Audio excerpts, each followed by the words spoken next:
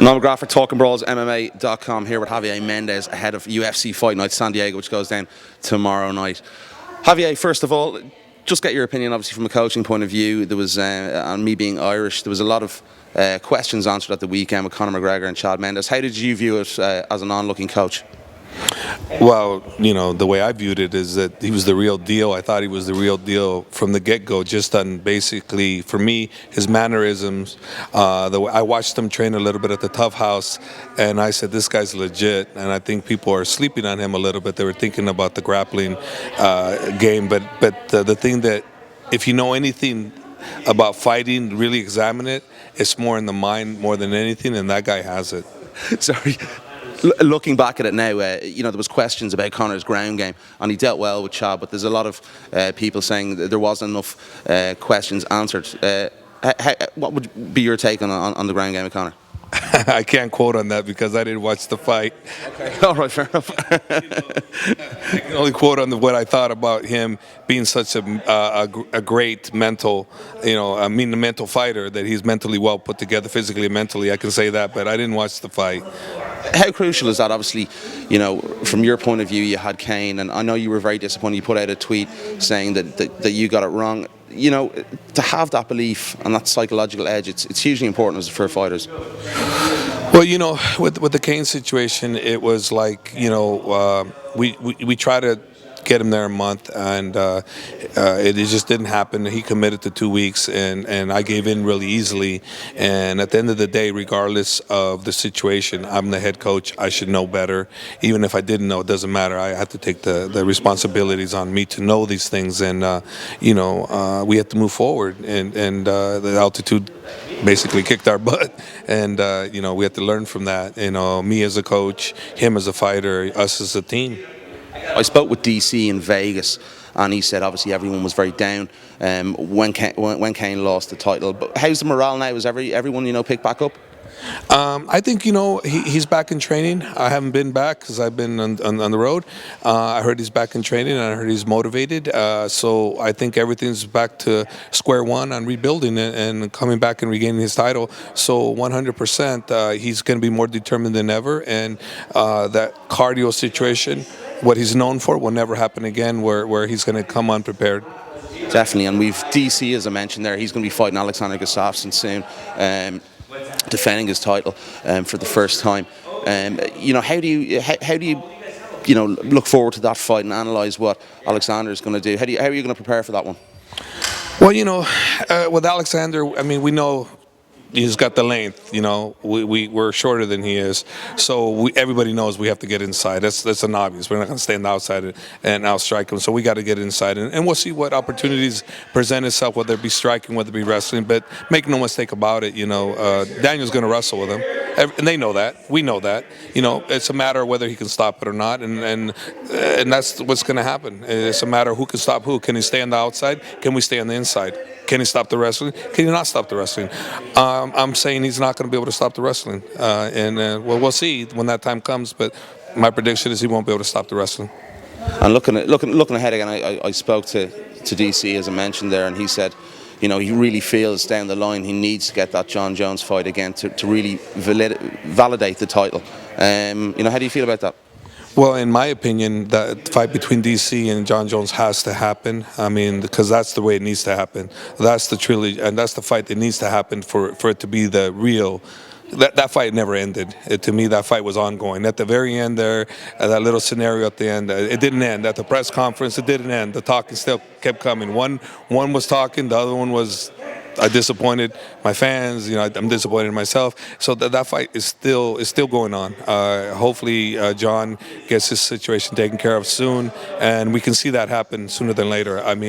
John's, to me, still the greatest of all time, and I still want to see that fight. I don't think it's finished, and I think it'll continue. And hopefully, John comes sooner than later.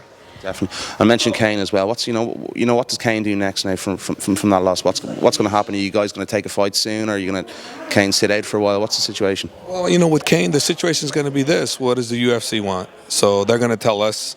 I haven't heard anything as of yet what they're going to do, but when they tell us to go, we'll go. But they haven't told us as of yet. And what's your opinion of Verdum looking on? Obviously he got the job done against Kane. How do you perceive him as a champion? Yeah, he's a good champion. I mean, he's a hard worker. He knows what he's doing. He's prepared properly. He knew what he was doing. He was confident, and I respect him. I respect him. Obviously, before the fight, I was saying things that were of no respect, but I said what I felt, and he proved me wrong. And when we meet again, we'll see what happens then. But I definitely do respect him. Always respect him. He's a nice guy, and I just look forward for that rematch someday soon. And obviously Khabib as well is there. I think we know what's next for him. It's going to be a top fight for the title. How's his knee? How's the injury? How's everything going? Well, with Khabib, he had the surgery and it went well, and he's been doing rehab, and it's going great. His attitude's great. I just look forward to the day he gets the fight date, and then he'll be back in camp about 8 weeks out, and I don't see anybody stopping him. He is the heir to that throne. And we know what Dana White said about you guys before. Is there any criteria with the training when there's an injury? Do you have to take certain things into consideration when he's getting back with the rehab? Well, the misconception is that Stone Age quote that Dana said. I don't think he really meant it like that. I think there was frustration because, the king of kings was Kane, and he was always injured. But, two of those injuries were as a result of the fight. So it wasn't during training that Kane got injured, it was during the fights. And they just did a poll how many fighters have been out due to injuries. And out of the 84 fighters that were on there, Kane wasn't on the list.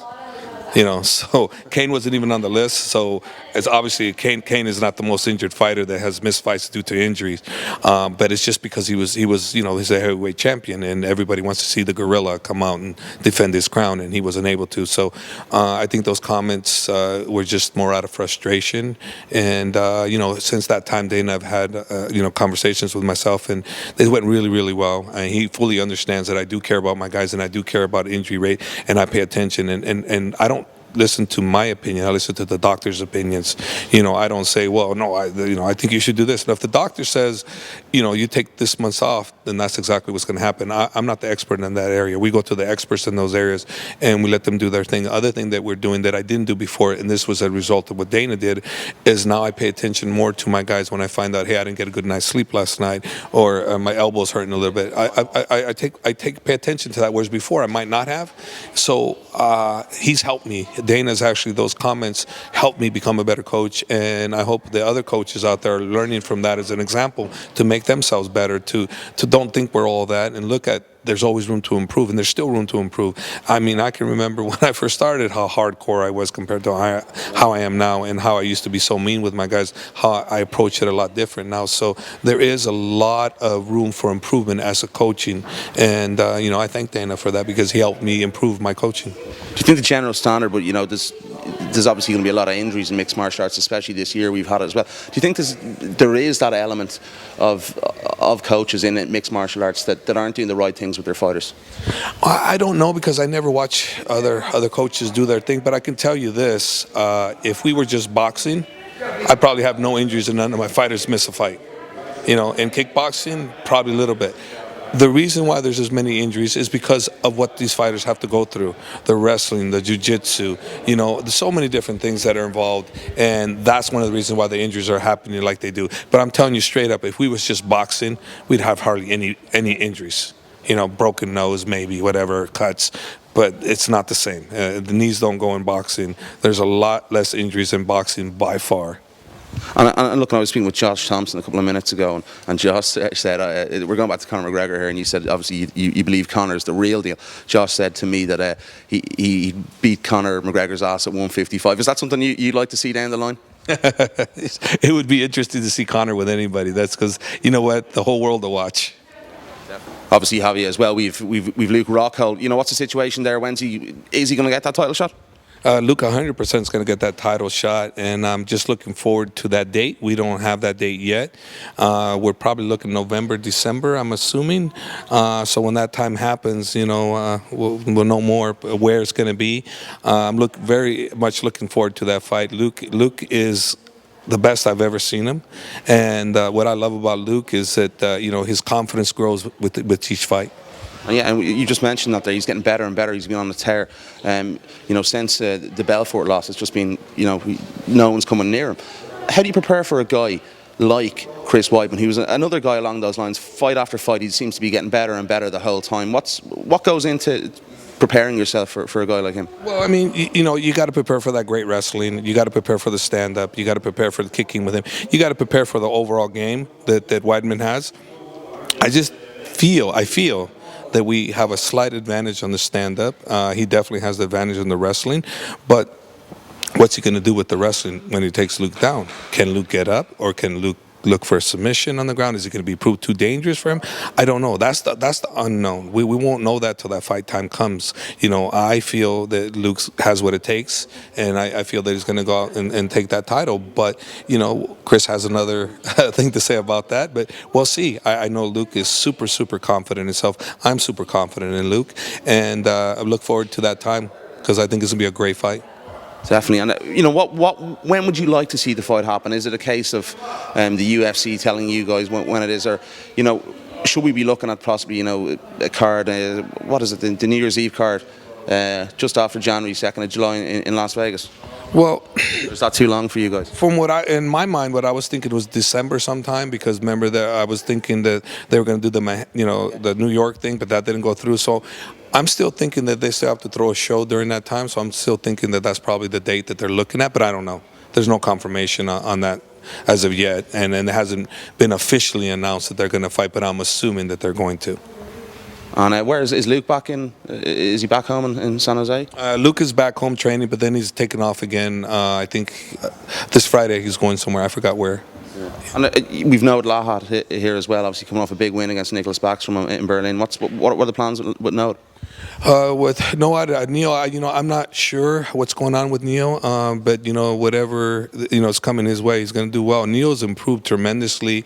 He's had one of my ex-fighters named Jimmy Zimmerman that's been working with him, and he's doing a fantastic job with Neil. Neil's stand-up's improved tremendously. It's like night and day where he used to be before. So he's got great stand-up going along with his great jiu-jitsu, And the one thing about Neil is probably one of the strongest mentally put together fighters that I have. He when he knows he's going to do something, he'll do it. And if you say no, he doesn't care. You're not going to take your stuff. He said, no, I'm going to do it.